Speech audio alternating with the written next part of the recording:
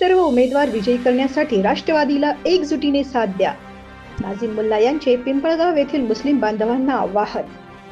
मुस्लिम मोहल्ला येथे राष्ट्रवादीच्या उमेदवारांकडून मुस्लिम बांधवांच्या गाठी भेटी.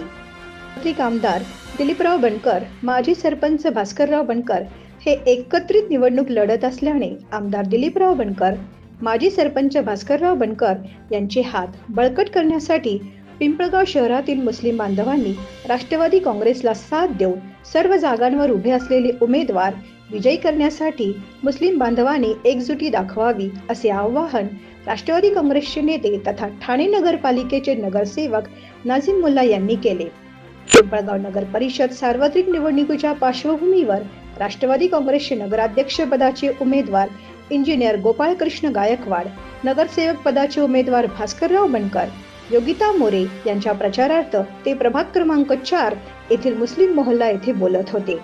या प्रसंगी आमदार दिलीपराव बनकर, मुस्लिम समाजाचे नेते गफ्फार शेख, इक्बाल शेख, चंद्रकांत बनकर, विक्रम मोरे आदीसह मुस्लिम बांधव मोठ्या संख्येने उपस्थित होते.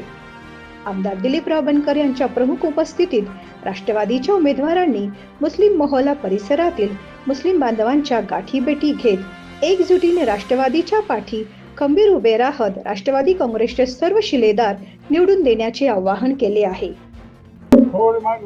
आपके साथ सजदा नहीं कर पाए, मैं उसके लिए माजरत चाहता हूँ.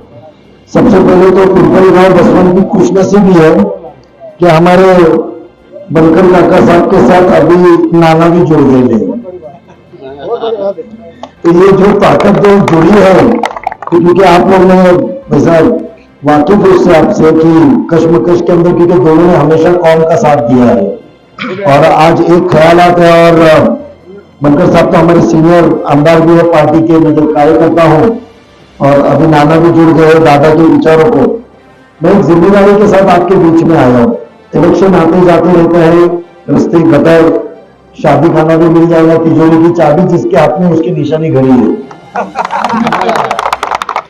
मगर बेशक फक्र इस बात का है कि आपको इलेक्शन के दौरान में बहुत से आपके सामने जज्बात बयानात करने के लिए लोग आते रहते, मगर मैं अपना एक मिसाल के तौर पर आपके बीच में आया हूं कि उम्र के 22 साल के अंदर दादा ने मुझे थाने जैसे शहर के अंदर टिकट दी थी, और जब मैं चुन के आया था तो मेरे साथ में सभागृह का नेता एकनाथ जी शिंदे थे, नगर सेवक थे. 2002 की बात कर रहा हूं. तो दादा को बहुत करीबी से मैंने देखा है.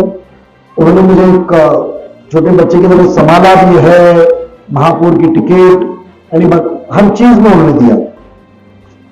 तो इंसान के ख्यालात इतने साफ है कि मैं खुद गवाह हूं कि मैं एक छोटा सा वाक्य कहता हूं कि हम खासदारगी में उनके अहलिया खड़े थे, सुमित्रा बहनी.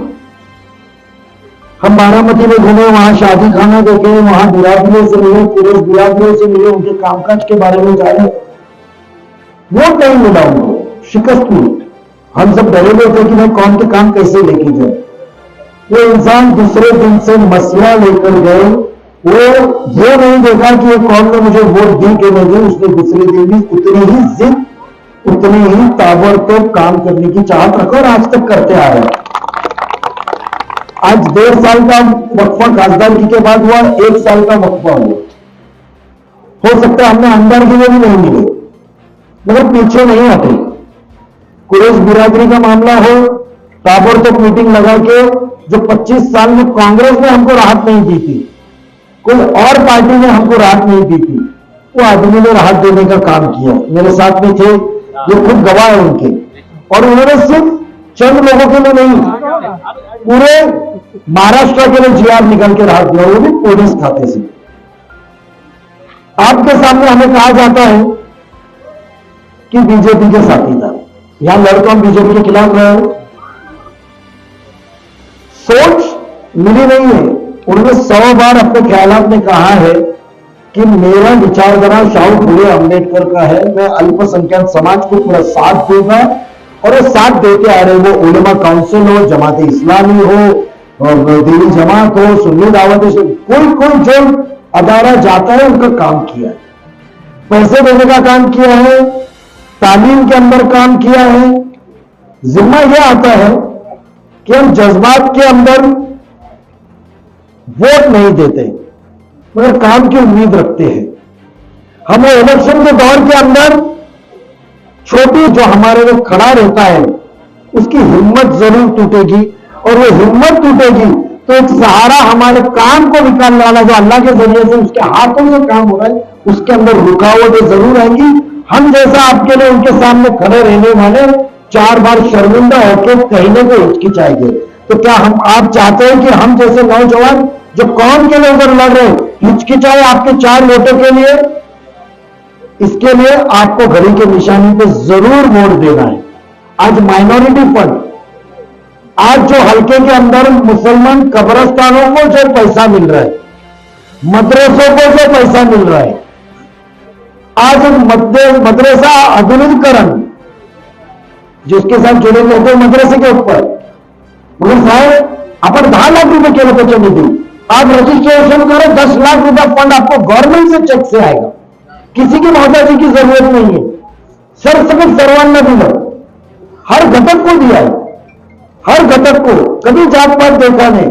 एजुकेशन के ऊपर आज हमारे हल्के मुंद्रा के इधर से एक बच्चा हायर एजुकेशन के लिए गवर्नमेंट को 75 बच्चे हर साल, एक बच्चे को कम से कम 60 लाख 50 लाख रुपया पैसा जाता है 75 बच्चों को तालीम के लिए दिया, क्योंकि वो चाहता है कि कौन तरक्की करेगा जब बच्चे पढ़ेंगे, आला तालीम हासिल करेंगे।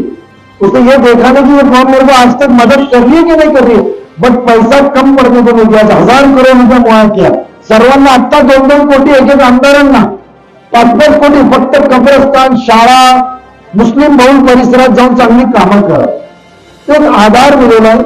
मेरी इतनी दरखास्त है आप सब भाइयों से, खुसूसन मेरे नौजवानों से, कि गुमराह में तो हमने तो हमेशा जज्बात में आके हाथ के पंजे के साथ चले, दूसरे निशानी पे चले, मार पड़ा तमंचा ही हमको।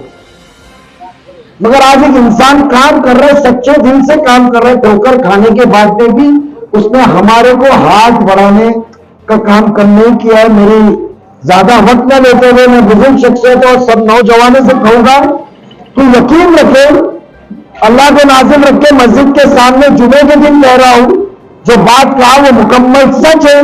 क्योंकि आखिर में नाना भाऊ आम्ही घाबरतो आखिरतला कबर, हम डरते कबर के आजाब से, यहां किसी से डरते नहीं, हम डरते तो कबर के आजाब से।